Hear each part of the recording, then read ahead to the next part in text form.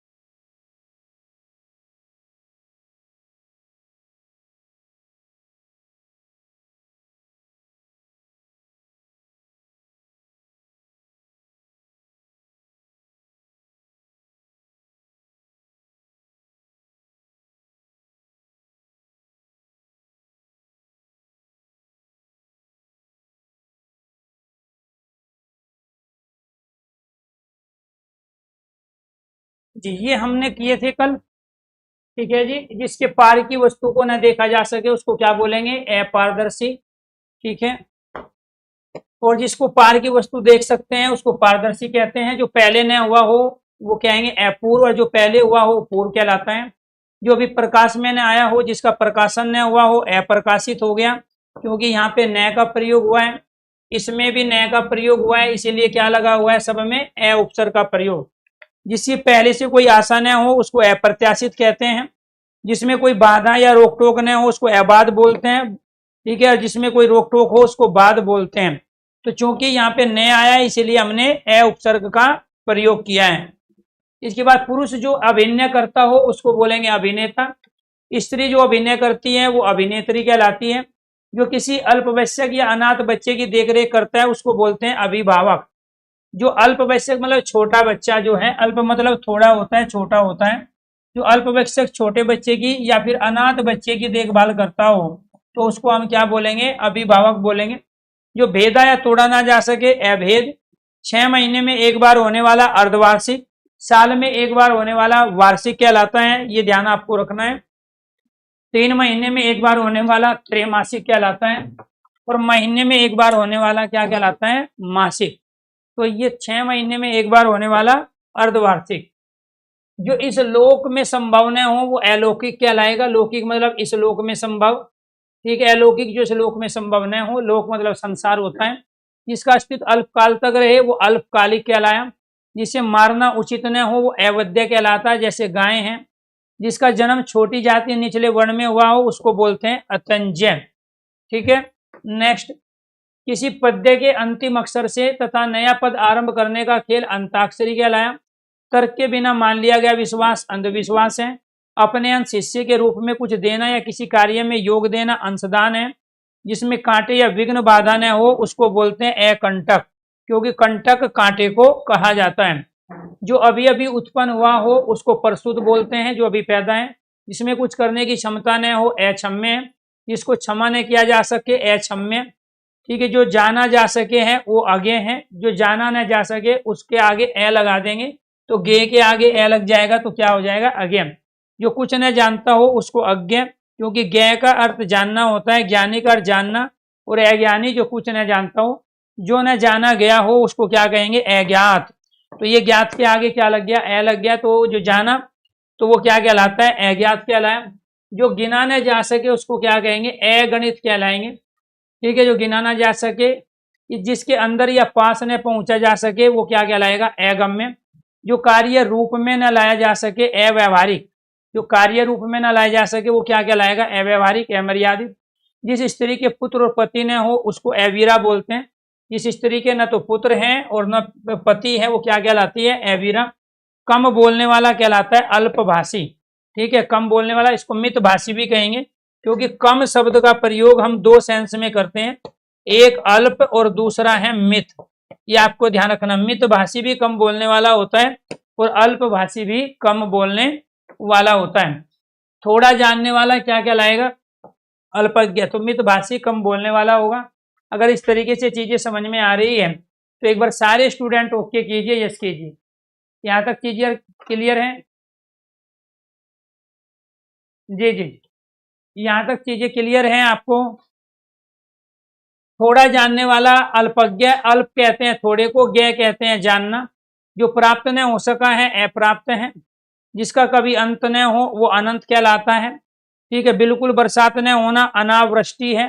तो आपको ध्यान रखना है, न के लिए इसमें किसका प्रयोग किया है हमने, अन का, और आवृष्टि का मतलब क्या होता है, बरसात। तो बिल्कुल बरसात न होना अनावृष्टि। आवश्यकता से अधिक बरसात होना अतिवृष्टि है, क्योंकि अति का प्रयोग किस संदर्भ में लिया है, अधिक के अर्थ में। तो अधिक का अर्थ क्या होता है, अति।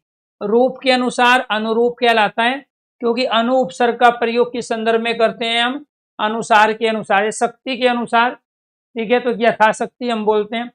सोच समझकर कार्य न करने वाला अविवेकी, और सोच समझकर कार्य करने वाला विवेकी।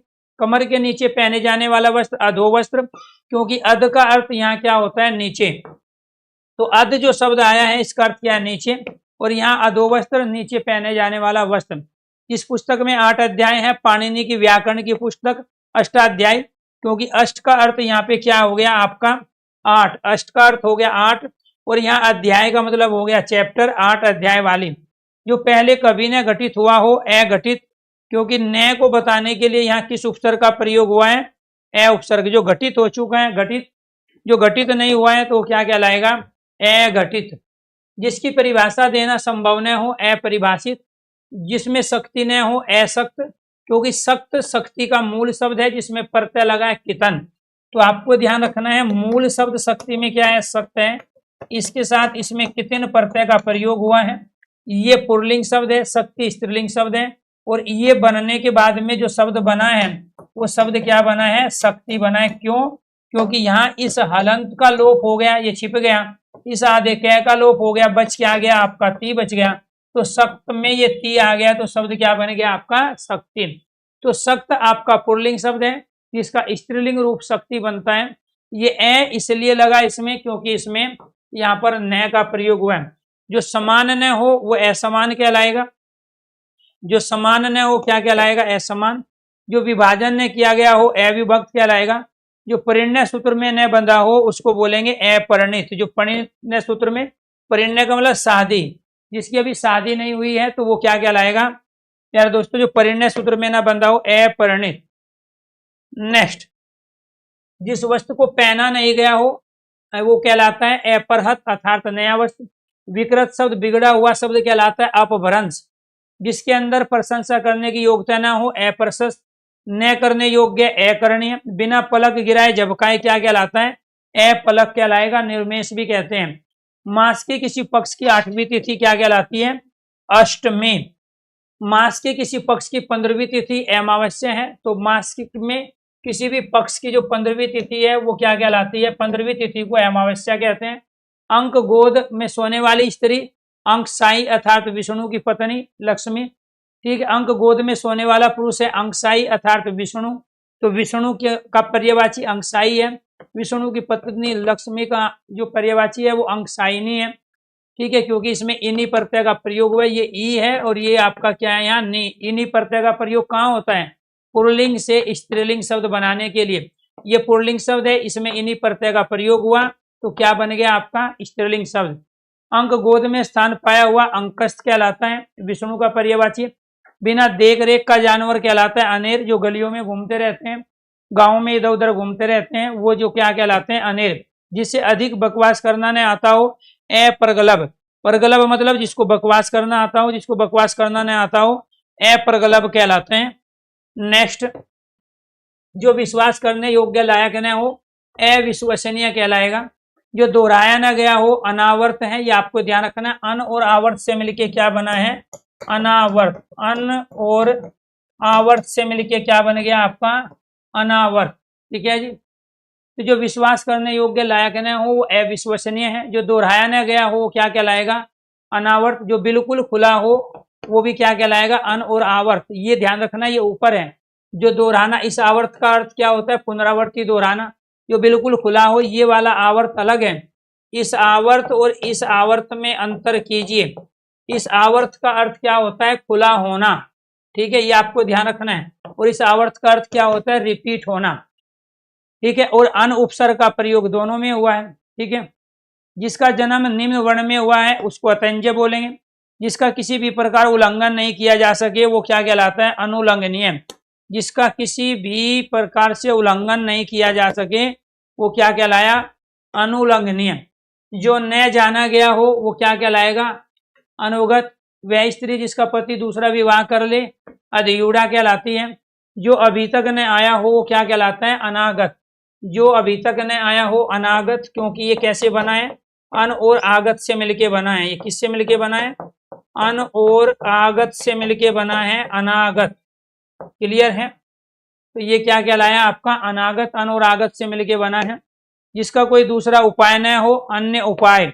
जिसकी अपेक्षा व चाह न हो, अनपेक्षित कहलाएगा। जिसका आदर न किया गया हो क्या कहलाएगा? अनादुत। जिसका आदर न किया गया हो। नेक्स्ट, किसी मत या प्रस्ताव का समर्थन करने वाली क्रिया अनुमोदन। जिसका कोई निश्चित मत या सिद्धांत न हो, अनिकेतु। नीचे की ओर लाया या खींचने वाला अपकर्ष कहलाएगा। मूल्य घटाने की क्रिया अवमूल्यन है। जो इधर उधर से घूमता फिरता आ जाए उसको आगंतुक कहेंगे। जो आदर करने योग्य है वो क्या कहलाएगा? आदरणीय। आशा से अधिक जिसकी आशा न की गई हो, आशा अतीत। तो अतीत का मतलब क्या हुआ? बीता हुआ। जो जिसकी पहले से कोई आशा न की गई हो तो आशा अतीत हो गया। ऋषि निर्मित अर्थात कथित आर्यस कहलाएगा, जिसका अर्थ श्रेष्ठ भी होता है। इसी आर्यस का अर्थ क्या होता है? श्रेष्ठ भी होता है। तो ऋषि द्वारा निर्मित या कथित आर्यस है। जो भविष्य के प्रति आशावान हो, आशावादी। अपने जीवन का स्वलिखित इतिहास, आत्मकथा, जिसको ऑटोबायोग्राफी कहते हैं। आश्चर्य देने वाला आश्चर्यदाता कहलाया। आलोचना करने वाला आलोचक कहलाया। जो गुण दोष के आधार पर किसी विषय, प्रसंग या वस्तु की आलोचना करता है। आदि से अंत तक आद्योपांत।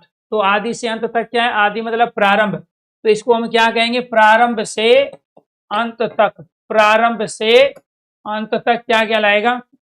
आद्योपांत। जैसे मान के चलो कोई पैराग्राफ है, आपने दो शब्द यहाँ लिखे, फिर डैश डैश दे के दो शब्द यहाँ लिख दिया आपने, तो ये शुरू से लेके लास्ट तक कहलाता है। भाई पूरा अनुच्छेद ना लिख के अनुच्छेद के स्टार्टिंग के दो तीन शब्द, लास्ट के दो तीन शब्द, वो आद्योपांत है। भगवान के सारे अनिश्चितताएं आकाशवर्ती। तो भगवान के सारे अनिश्चितताएं क्या है? जो भाग्य से मिले आपको। ठीक है, जैसे मान के चलो बारिश होगी तो फसल बोएंगे, फसल अगर बारिश नहीं होगी तो कई जगह फसल नहीं बोई जाती, क्योंकि वहां बिजली नहीं होती, दूसरे साधन नहीं होते। तो वो जो वो व्यापार है, वर्ती किसे कहते हैं? व्यापार को, आमदनी को। तो आकाशवर्ती क्या है? भगवान के सारे अनिश्चितताएं। जो परंपरा से सुना हुआ हो उसको क्या बोलेंगे? आनुसार्विक। आकाश में गमन विचरण करने वाला क्या कहलाएगा? आकाशगामी। आकाश में गमन या विचरण करने वाला आकाशगामी। आकाश में उड़ने वाला क्या कहलाएगा? आकाशचारी। जन्म भर का क्या कहलाएगा? आजन्म। जो जन्म भर है वो क्या कहलाया? आजन्म। जो अपनी हत्या आप करे आत्मघाती कहलाता है। जो अपने पैरों पर खड़ा हो उसको आत्मनिर्भर कहते हैं। जो अपनी हत्या आप करे आत्मघाती है, अपने पैरों पर खड़ा हो वो क्या कहलाता है? आत्मनिर्भर। सिर से पैर तक आपाद मस्तक, ध्यान रखना है। सिर से पैर तक क्या कहलाता है, बहुत पूछा जाता है। सिर से पैर तक, आपाद मस्तक। अभी यहाँ पे देखो क्या था, आदि से अंत तक क्या कहलाया, आद्योपांत कहलाया। ठीक है, ये ध्यान रखना है आपको। ठीक है,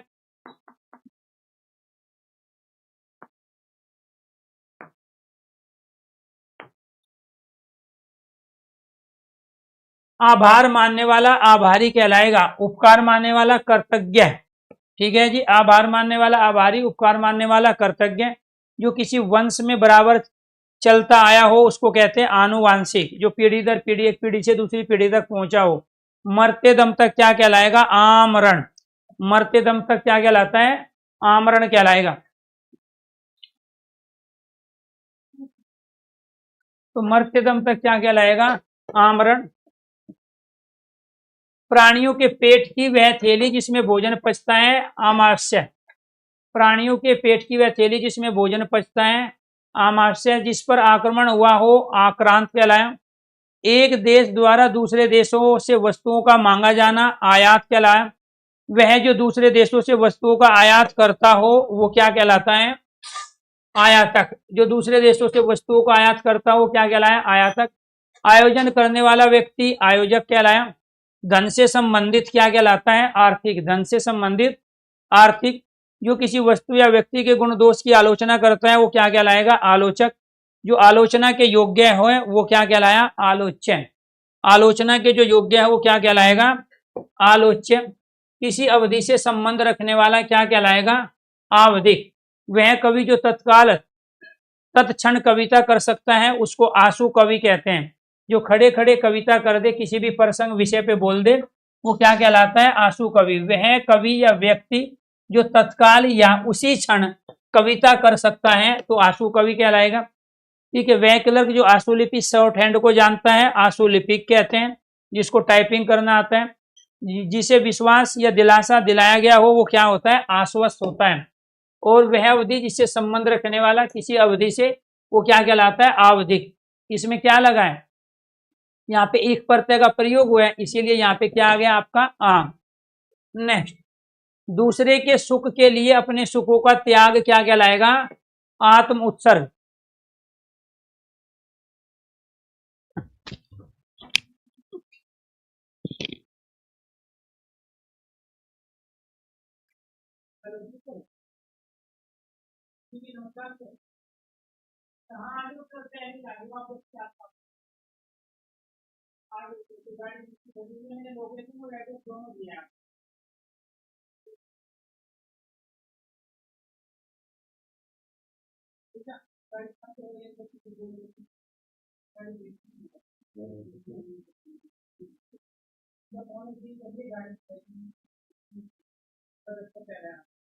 कहीं पर आ गई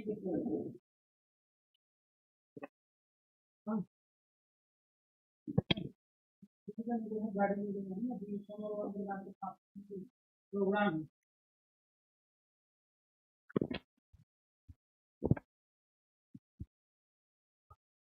दूसरे के सुख के लिए अपने सुखों का त्याग कर देना, आत्म उत्सर्ग। जैसे माता पिता होते हैं वो हमेशा अपने बच्चों के लिए क्या कर देते हैं, अपने सुख का त्याग करते हैं। वह सिद्धांत की मनुष्य को सदा किन्हीं आदर्शों का पालन करते रहना चाहिए, आदर्शवाद। हमारे पूर्वजों के द्वारा पहले से हमारी संस्कृति सभ्यता के जो संस्कार रहे हैं उनको मानना, उन आदर्शों पर चलना क्या कहलाता है, आदर्शवाद। किसी मत का सपर्तन परिवर्तन करने वाला क्या कहलाता है, आदि परिवर्तक। किसी मत का सपर्तन परिवर्तन करने वाला आदि परिवर्तक कहलाएगा। अधिपूर्वक कहा गया या किया गया क्या कहलाएगा, आधिकारिक। जो अधिकार पूर्वक कहा गया हो, अधिकार पूर्वक कहा गया तो क्या कहलाता है, आधिकारिक। किसी देश के वे निवासी जो बहुत पहले से वहां रहते आ रहे हैं वो आदिवासी कहलाए। जो स्वयं पर मत मानने वाला हो आत्माभिमान कहलाता है। देव या प्रकृति द्वारा होने वाला दुख आदि देविक कहलाएगा। भूतों या जीवों द्वारा होने वाला दुख आदि भौतिक है। ध्यान रखना, ये पूछेगा जाएगा। ये कह रहा देव या प्रकृति के द्वारा, तो देव या प्रकृति के द्वारा जो आपदा आती है, ठीक है, उसको बोलते हैं आदि देविक। क्या बोलेंगे, तो देव के द्वारा प्रकृति क्या है, वो भी देवताओं के द्वारा दी गई है। तो जिसमें देविक लगा है या देव शब्द का प्रयोग होगा, यहाँ दे और ये वे, तो वो क्या है, देव या प्रकृति के द्वारा होने वाला दुख, इसमें देव लगा। भूत या जीव के द्वारा, भूत मतलब क्या, इंसान है, ठीक है, जो प्राणी के रूप में जन्म लिए, भूत या जीव के द्वारा, प्राणियों के द्वारा, पशु पक्षियों के द्वारा, इंसानों के द्वारा होने वाला दुख क्या हुआ, आदि भौतिक है। क्योंकि जो चीज पैदा हुई है वो नष्ट होगी, उसी को हम भौतिक भी कह रहे हैं, तो भौतिक होगा। किसी वस्तु को आधुनिक रूप देने की क्रिया क्या कहलाएगी, आधुनिकरण, और नया रूप देने की क्रिया नवीनीकरण कहलाती है। ठीक है,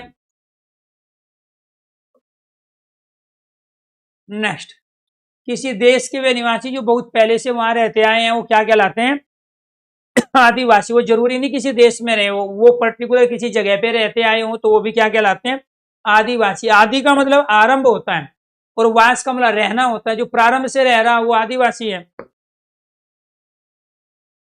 अस्मात या अचानक एकाएक घटित होने वाला आकस्मिक कहलाएगा। अस्मात या एकाएक घटित होने वाला क्या कहलाएगा, आकस्मिक। आकाश से सुनाई पड़ने वाली वाणी क्या कहलाएगी, आकाशवाणी। आकाश से सुनाई पड़ने वाली वाणी आकाशवाणी। आंतों में होने वाला क्या कहलाएगा, आंतरिक। आकाश को चूमने वाला क्या कहलाएगा, आकाश चुंबी, आकाश को चूमने वाला। जिस पर आक्रमण हो वो क्या कहलाता है, आक्रांत।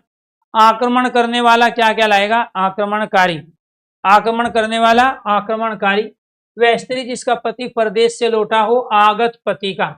तो आगत का मतलब होता है जाना और आगत का मतलब होता है आना। तो आगत किसको कहते हैं, आने को कहते हैं, आना। ठीक है, पति का तो जिसका पति विदेश से लौट आया है तो वो क्या कहलाएगा, आगत पति का। वैसे जिसका पति परदेश से आने वाला हो वो क्या कहेगा, आगत। इसमें गत नहीं है, आना नहीं है, इसमें आने वाला है, तो आगमस पति का।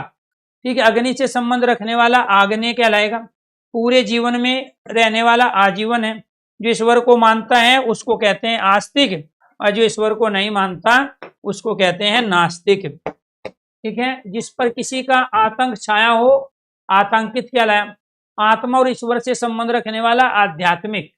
तो आध्यात्मिक किसको माना जाएगा, जो ईश्वर और आत्मा से संबंध रखता हो, ईश्वर और आत्मा के बारे में चिंतन मनन करता है, उसको हम क्या कहते हैं, आध्यात्मिक व्यक्ति कहते हैं। अतिथि की सेवा करने वाला आतिथ्य।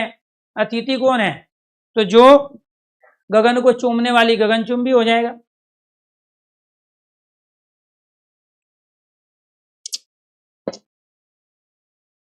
तो अतिथि की सेवा करने वाला क्या कहलाएगा, आतिथ्य। अतिथि सत्कार की भावना, आतिथ्य। अपने आप को किसी के हाथ सौंपना है, समर्पित करना, आत्मसमर्पण कर देना। ठीक है जी, क्या कहलाता है, आत्मसमर्पण। नेक्स्ट, ऐसा व्रत जो मरने पर ही समाप्त हो, आमरण व्रत कहलाता है। ठीक है, ऐसा अनशन जो मरने पर ही समाप्त हो, आमरण अनशन। किसी अवधि से संबंध रखने वाला आवधिक। जिसमें अहंकार का नाश हो गया हो, आंत गर्भ। जन्म लेते ही मर जाना क्या कहलाएगा, आदंडपात। अत्याचार करने वाला क्या कहलाएगा, आतताई।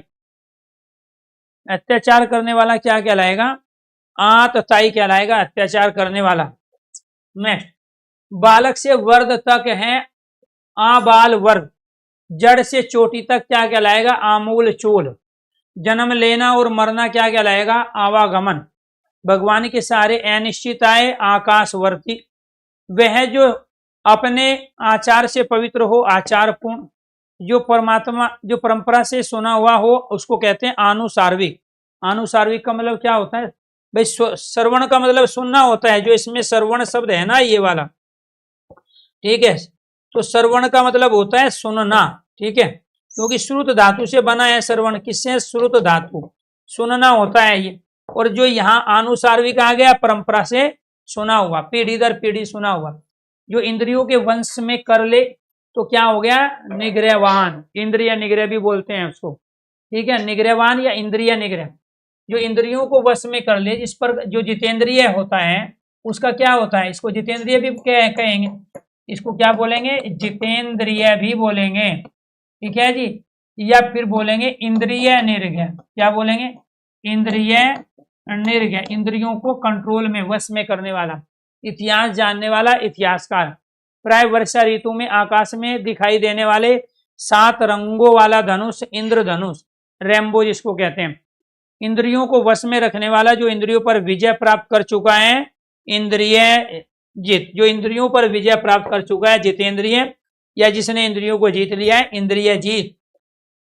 इंद्रियों पर किया जाने वाला वश इंद्रिय निग्रह, इंद्रियों से परे इंद्रियों की पहुंच से बाहर इंद्रिय अतीत, इसको गोचर भी बोलते हैं। इसको क्या बोलेंगे? गोचर। वो उसके ऊपर डिपेंड करता है।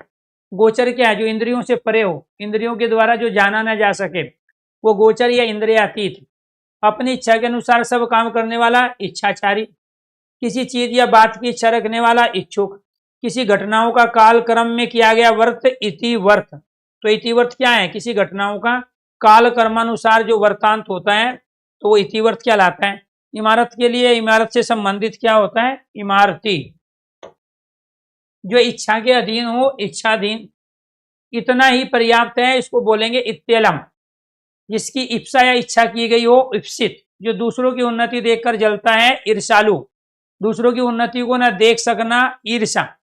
पूरब और उत्तर के बीच की दिशा, ईशान कोण। ध्यान रखना, ये किसकी बात कर रहे हैं? पूरब और उत्तर की बात कर रहे हैं। पूरब और उत्तर के बीच की दिशा कहलाती है ईशान कोण। दूसरों की उन्नति को न देख सकना, ईर्षा। जिसका संबंध ईशा से हो, ईसवी। किसी नई चीज को बनाना क्या कहलाएगा? आविष्कार। जो ऊपर कहा गया है, ऊपरयुक्त। जो किसी नियम का पालन करे, उच्च संकलन। ठीक है, खाने से जो किसी नियम का पालन न करे, तो ये आपको ध्यान रखना है, तो क्या कहलाता है? उच्च संकलता, शैतान बच्चा। खाने से बचा हुआ झूठा भोजन, उच्छिष्ट। तो उच्छिष्ट किसको कहते हैं? खाने से बचा हुआ झूठा भोजन उच्छिष्ट बोलते हैं। जो किसी नियम का पालन ना करे, उच्च संकल।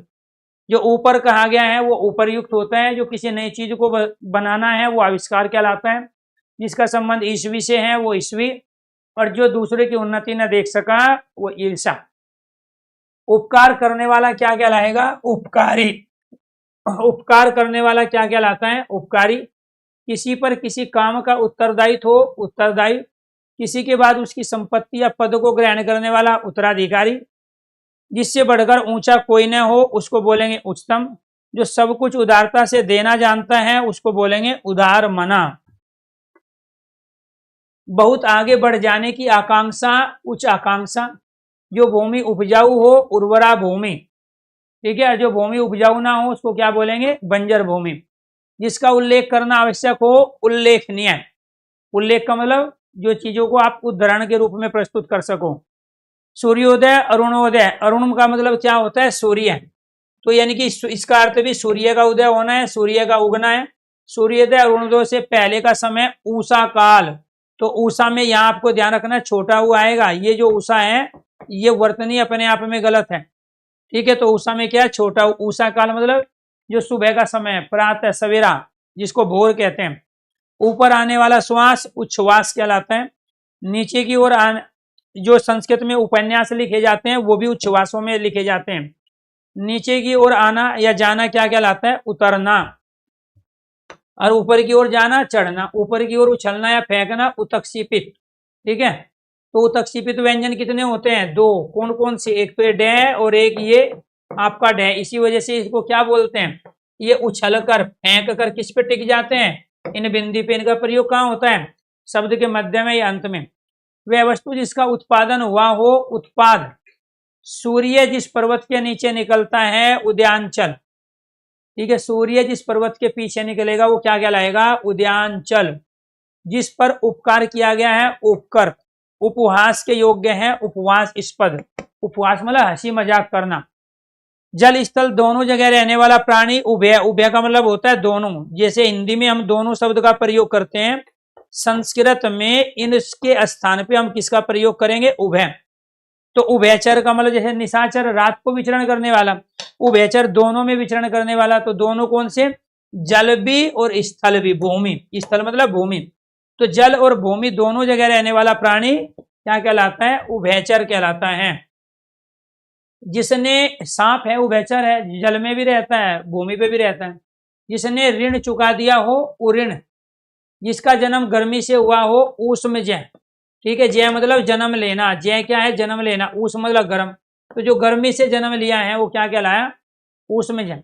ऊपर की ओर जाने वाला, ऊर्ध्वगामी। गम मतलब जाना है, ऊर्ध्व ऊपर है, ऊपर की ओर जाने वाला। जिस भूमि में कुछ उत्पन्न न हो उसको बोलते हैं ऊसर भूमि, बंजर भूमि।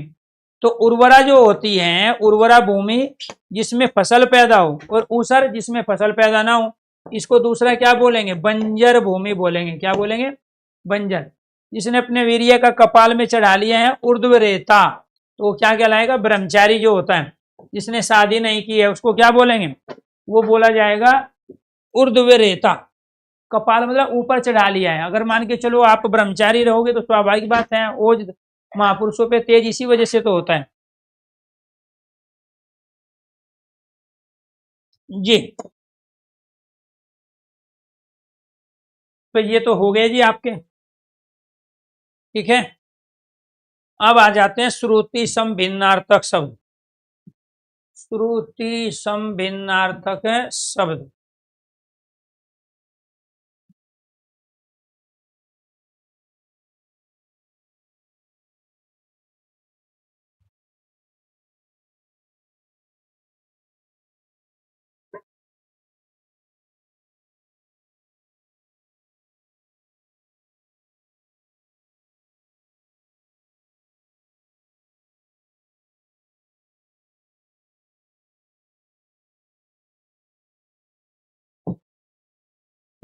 सम भिन्नार्थक, श्रुत भिन्नार्थक, ये सारे नाम एक ही है, ये आपको ध्यान रखना है। इसको क्या बोलेंगे हम? श्रुति सम या श्रुत सम भिन्नार्थक। श्रुत सम, श्रुत सम भिन्नार्थक शब्द। श्रुत सम भिन्नार्थक शब्द, इसी का ही दूसरा नाम क्या है? श्रुति, श्रुति सम भिन्नार्थक शब्द। श्रुति शब्द भिन्नार्थक शब्द, इसी को ही क्या बोलेंगे हम?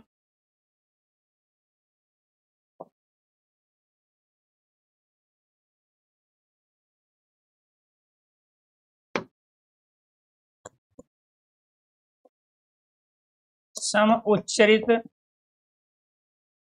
सम उच्चरित भिन्नार्थक शब्द, इसी को बोलते हैं शब्द युग्म। इसी को क्या बोलेंगे? शब्द युग्म, शब्दों का जोड़ा, ठीक है जी। तो आपको ध्यान रखना है ये चारों चीज एक ही है। श्रुत सम भिन्नार्थक, श्रुति सम भिन्नार्थक, सम उच्चरित भिन्नार्थक या शब्द युग्म, अर्थात जो सुनने में एक जैसा लगे, अर्थ अलग हो, तो इसको क्या बोलेंगे? सुनने में समान, अर्थ अलग। सुनने में समान, अर्थ अलग हो। सुनने में समान हो और अर्थ क्या हो? अलग हो, ठीक है। तो सुनने में समान और अर्थ अलग हो तो क्या बोलेंगे? श्रुति सम भिन्नार्थक। समझो जी इनको। हिंदी भाषा में कई शब्द ऐसे होते हैं जिनका उच्चारण वर्तनी में बहुत कम भिन्नता होती है, परंतु अर्थ की दृष्टि से बिल्कुल भिन्न। तो अर्थ की दृष्टि से क्या है? अर्थ उनका अलग अलग होता है। कैसे? जैसे हमने यहाँ एक शब्द ले लिया शंकर, ये शंकर मिश्रित जाति का है और ये शंकर भगवान है। ये शंकर भगवान शिव है और ये शंकर मिश्रित जाति का शंकर। शंकर सुनने में समान, अर्थ दोनों के अलग, इनको बोलते हैं शब्द युग्म। क्यों बोलते हैं?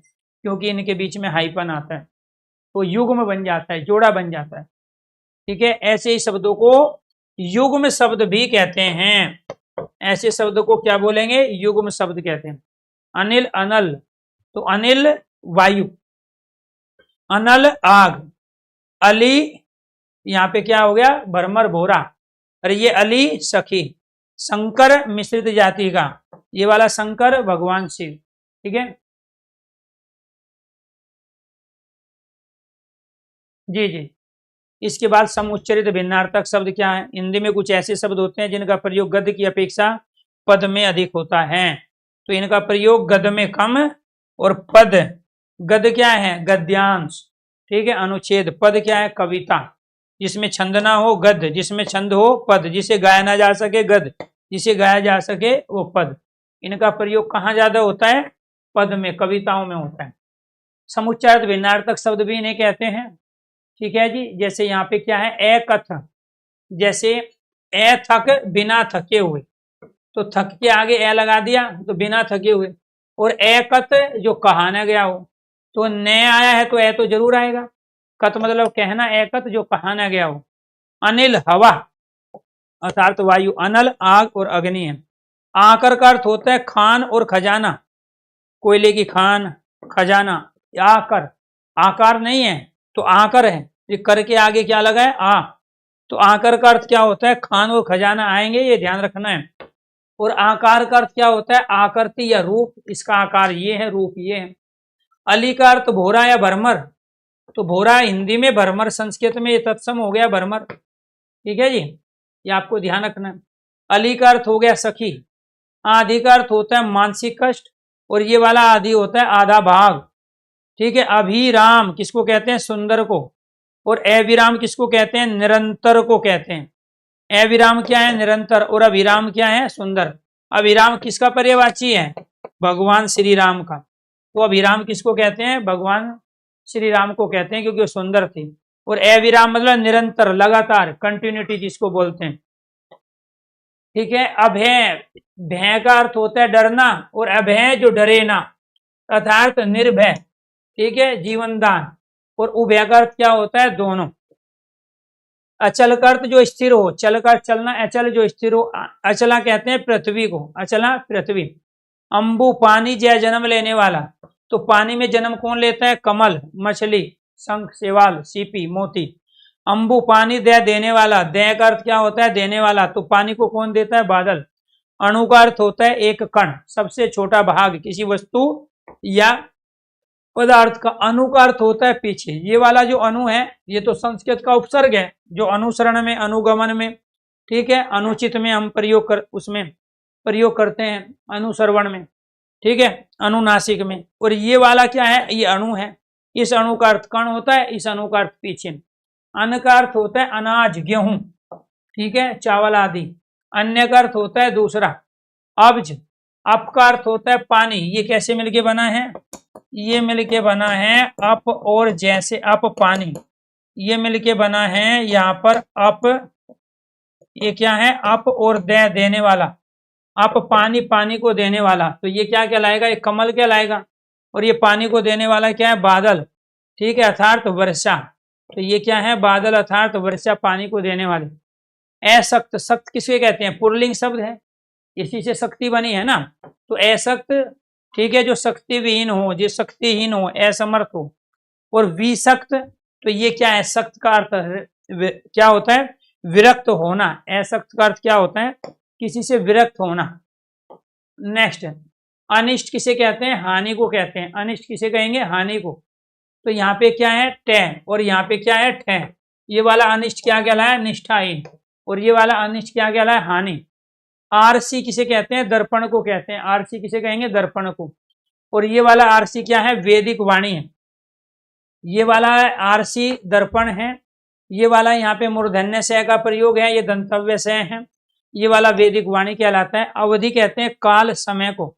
और ये वाला अवधि क्या है? अवध में बोली जाने वाली अवधि भाषा। अवलंब कहते हैं सहारे को। अवलंब क्या है? सहारा। और यहाँ पे अविलंब कहते हैं शीघ्र, अर्थात बिना देर किए। अरि कहते हैं शत्रु को। इसीलिए इस अरि का प्रयोग कहाँ होता है? जैसे कंस अरि, ठीक है, और रावण अरि। ठीक है, तो रावण अरि कौन है? रावण अरि है भगवान श्री राम, और कंस अरि है भगवान श्री कृष्ण। ठीक है, तो कंस के शत्रु कृष्ण है, रावण के शत्रु राम है। ठीक है जी, ये आपको ध्यान है। अरि का अर्थ क्या होता है? अरि का अर्थ शत्रु है। अरि संबोधन, अरि आपको बुला रहे हैं तो क्या कहलाता है? संबोधन। अभिज्ञा कहलाता है जानकार, क्योंकि ये अभि और गे से मिलके बना है। ये गे जानना है, अभि उपसर्ग लगा है इसमें। कुछ बच्चे इसको क्या करते हैं? अभिज्ञा करते हैं, जो कि अपने आप में गलत अर्थ हो गया। ठीक है, तो ये क्या है? अभि उपसर्ग है इसमें। तो इसमें क्या आया है? अभि उपसर्ग है, गे मूल शब्द है। ठीक है, तो यहाँ पे गे मतलब जानने वाला, जो अच्छी तरह जानता है, अभिज्ञ। अनभिज्ञ। अब इसके आगे हमने क्या लगा दिया इसमें, यहाँ ये अन उपसर्ग लगने के बाद में ये शब्द बना आपका अनभिज्ञ, अर्थात जो जानता ना हो, ठीक है, अनजान। ठीक, उपकार भलाई करने वाला, अपकार बुराई। नेक्स्ट आर्ध, तो किसे कहेंगे जी, दुखी व्यक्ति को। और आर्ध गीला, नमी, जिसको क्या बोलते हैं, नमी को बोलते हैं। नेक्स्ट आर्ध अर्थ एक नक्षत्र का नाम है। अर्घ जलदान, पानी लिया हमने नदी से और फिर सूर्य को दे दिया तो अर्घ देना। अर्घ्य पूजा द्रव्य बहुमूल्य, जो हम चढ़ाते हैं शिवलिंग पे। अभिज्ञ का अर्थ है जानने वाला, अविज्ञ का अर्थ है जो जानता न हो, तो विज्ञ जानना, इसमें लगा है ए उपसर्ग। विज्ञ जो अच्छी तरह जानता हो, अविज्ञ जो कुछ ना जानता हो, तो न को बताने के लिए इसमें ए का प्रयोग हुआ है। इसके बाद अमित, अपरिमित, ठीक है, अमित का क्या हो जाएगा, अपरिमित। अमित किसे कहते हैं, शत्रु को कहते हैं। मित मतलब मित्र, ये जो मीत होता है ना, इसको बोलते हैं मित्र। और इसमें ए लगा दिया, जो मित्र नहीं है, जो मित्र नहीं है तो फिर क्या है, वो शत्रु है। जो मित्र नहीं है तो शत्रु है। आसन कहते हैं भोजन को, ठीक है, और आसन कहते हैं बैठने की वस्तु, आसन कहलाती है। अंश कहते हैं कंधा, अंश, ये वाला अंश कहलाता है हिस्सा और भाग। ये वाला अंश क्या है, आपका कंधा है। ये वाला अंश क्या है, हिस्सा और भाग है। अर्जन किसे कहते हैं, प्राप्त करना। अर्जन क्या है, प्राप्त करना, ठीक है। अर्जन वाला अर्जित करना, प्राप्त करना, ठीक है। अर्जित भी प्राप्त करना ही होता है। अंश मतलब भाग। अर्चन पूजा, ठीक है, इसी से अर्चना शब्द बना है। इसी में अर्चन में आ लगाएंगे तो क्या बनेगा, अर्चना, पूजा करना। अवधूत साधु को कहते हैं, अवधूत। अधूत निडर व्यक्ति को कहते हैं। असित का अर्थ होता है काला, असित, ठीक है। सित का अर्थ सफेद होता है, ध्यान रखना है। ये वाला जो सित होता है इसमें, इसका अर्थ सफेद, जो सफेद नहीं है अर्थात क्या हो गया, वो काला। यश, जिसका यश कीर्ति नहीं है, प्रसिद्ध नहीं है, वो बदनामी है। आदेश किसे कहेंगे, आज्ञा को, ठीक है। आदेश क्या है, आज्ञा। उपदेश किसे कहेंगे, शिक्षा, सीख। नेक सलाह को क्या कहेंगे, उपदेश। उपयोग करना, लाभ में लेना। उपभोग करना, भोगना, स्वाद लेना। आहार का अर्थ होता है भोजन।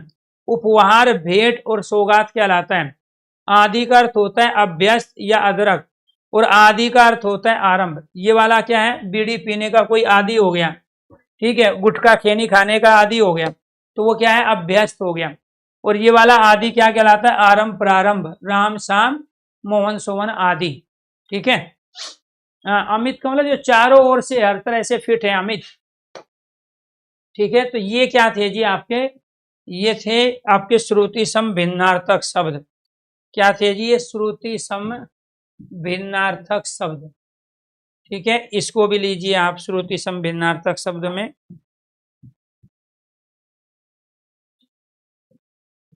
और करते हैं,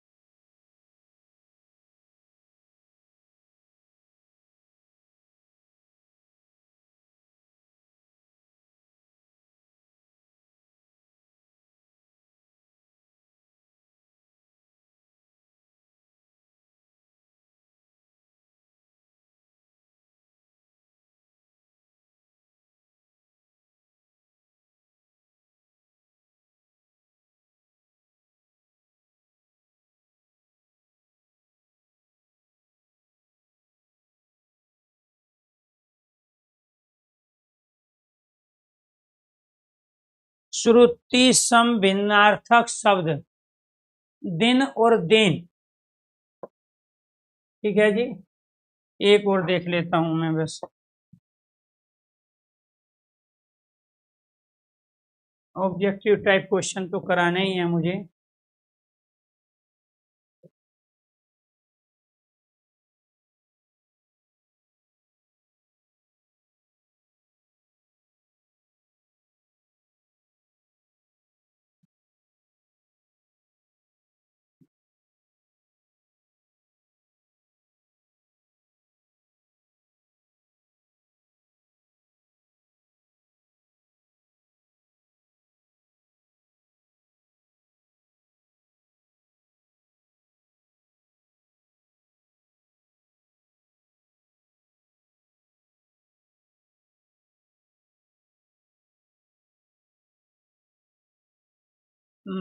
चलो ये सारे ऑब्जेक्टिव टाइप ही है।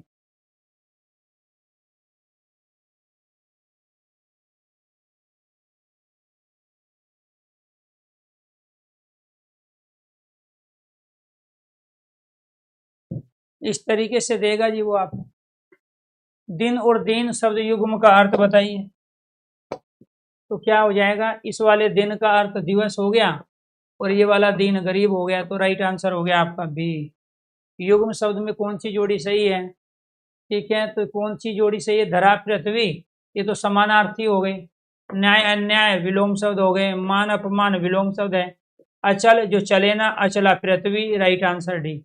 अभी आपने किया ना, तैरने की इच्छा रखने वाला तितरसु, ठीक है, राइट आंसर डी। अली किसे कहेंगे जी? अली कहेंगे यहाँ पे हम भोरे को, और ये वाला अली क्या कहलाता है आपका? सखी। अभय कहते हैं जो डरे ना, निर्भय है, उभय दोनों, तो ये क्या हो जाएगा? उभय का अर्थ क्या बताया था आपको? दोनों। जो भी आप चीजें सीखे उसी को इम्प्लीमेंट करना है, ठीक है। इसके बाद चिर का अर्थ होता है जो लंबे समय से चला आ रहा है। चिर मतलब होता है कपड़ा, तो ये चिर वाला पुराना हो गया, ये वाला चिर कपड़ा हो गया। राइट आंसर हो गया आपका यहाँ पर बी ऑप्शन। इसके बाद में यहाँ पे सही अर्थ वाला शब्द युग्म चुनना है। निर्जर, ठीक है, जर मतलब बुढ़ापा होता है, निर्जर जिसको बुढ़ापा ना आए, अर्थात देवता है। निर्जर झरना बोलते हैं। सर बाण और सर भला आदमी। आकर खान है और आकार क्या होता है? आकृति। आकर खान खजाना होता है, तो राइट आंसर क्या हो गया आपका यहाँ पर? सी। नेक्स्ट, इसके बाद सही अर्थ वाली जोड़ी चुननी है। यहाँ किरण रश्मि पर्यायवाची है, ये नहीं हुआ। अभिलाषा इच्छा, ये भी पर्यायवाची है। कुल और कुल रात्रि निशा पर्यायवाची है, तो कुल और कुल ये अलग अलग हो गए। वंश और किनारा जोड़ जिसको बोलते हैं। श्रुति सम भिन्नार्थक जोड़े को पहचानना है। शाम संध्या दिन दिवस अपेक्षा उपेक्षा जगत संसार, तो राइट आंसर है अपेक्षा उम्मीद होना, उपेक्षा नजरअंदाज करना। तो बाकी सारे क्या है? पर्यायवाची। संसार जगत, दिन का दिवस, शाम का संध्या, ये सब पर्यायवाची थे, ठीक है। अनिल का अर्थ होता है वायु, अनल का अर्थ होता है आग, ठीक है। तो अनल आग कहाँ है? ये रहा, ठीक है। और ये क्या होगा यहाँ पे? ये होगा वायु, तो ये अनिल वायु और अग्नि, राइट आंसर बी। जोड़ा समरूप भिन्नार्थक है। आदि और अंत है, विलोम शब्द हो गए। आदि का अर्थ आरंभ, अंत प्रारंभ, ये तो विलोम शब्द हो गए। अभिनय नाटक समानार्थी है। अनुचर नौकर, ये भी क्या है? समानार्थी, पर्यायवाची है। अवधि समय हो गया, ये वाला अवधि जो अवध में बोली जाती है, तो राइट आंसर हो गया आपका यहाँ पर प्यारे दोस्तों डी। सही अर्थ वाला शब्द युग में नहीं है, बताना है कौन सा नहीं है। अली का अर्थ भोरा है, अली का अर्थ सखी है, ठीक है। अनिल हवा है, अनल आग है, ठीक है। जलज कमल है, जलद जो है ये बादल होता है, समुद्र दिया हुआ है, जो कि गलत है, ठीक है। आदि का अर्थ आरंभ होता है, इस वाले आदि का अर्थ अभ्यस्त होता है, ये भी सही है, तो राइट आंसर सी हो गया जी। अन्न और अन्य शब्द युग में सही अर्थ भेद का चयन करना है। तो ये क्या है जी? अन्न कहते हैं यहाँ अनाज को, और अन्य कहते हैं दूसरे को, राइट आंसर आपका डी हो गया। चिर क्या कहलाता है? चिर कहलाता है आपका पुराना, और ये वाला चिर कहलाता है आपका वस्त्र, ठीक है, राइट आंसर बी। शब्द युग में अर्थ भेद का चयन करना है। समुद्र कमल, ठीक है जी, बादल समुद्र जल कमल, तो ये क्या हो जाएगा? तो ये हो जाएगा आपका, एक तो हो जाएगा यहाँ पे जलधि, क्या हो जाएगा? एक हो जाएगा आपका जलद, जलद जल में जन्म लेने वाला, और एक हो जाएगा जलद जल को देने वाला।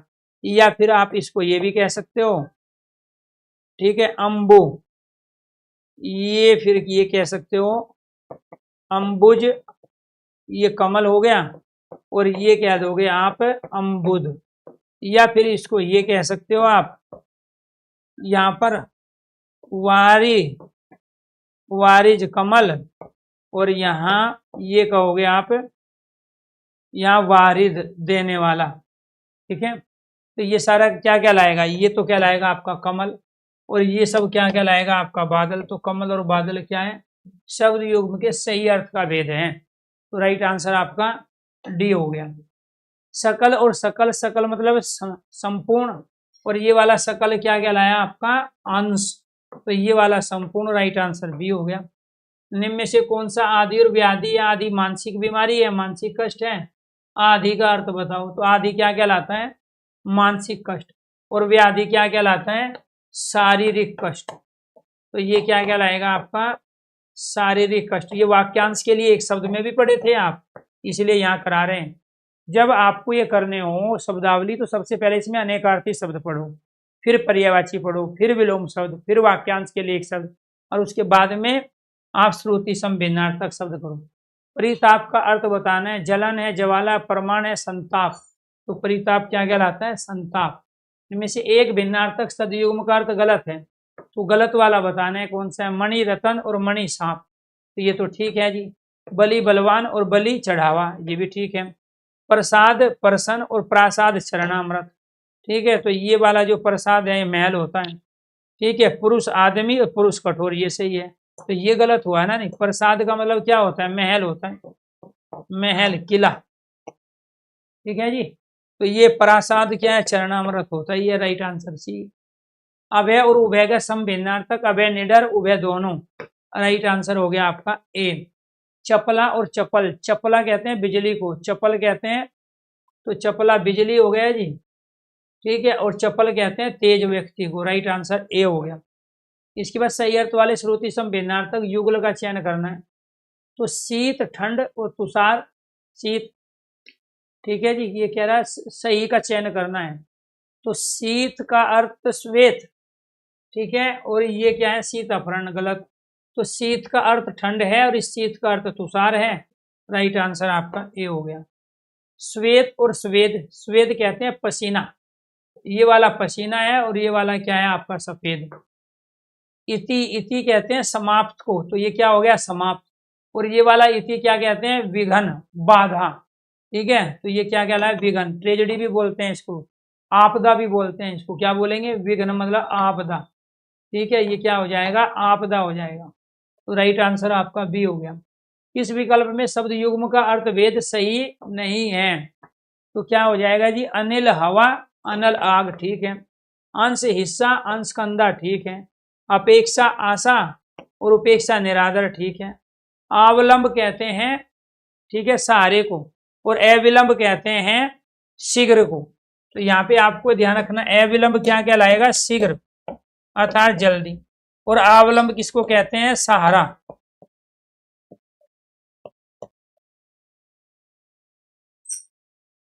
ठीक है जी, ये अवलंब क्या है, सहारा। अविलंब क्या है, शीघ्र। ये अधर, अधर तो होठ को कहते हैं।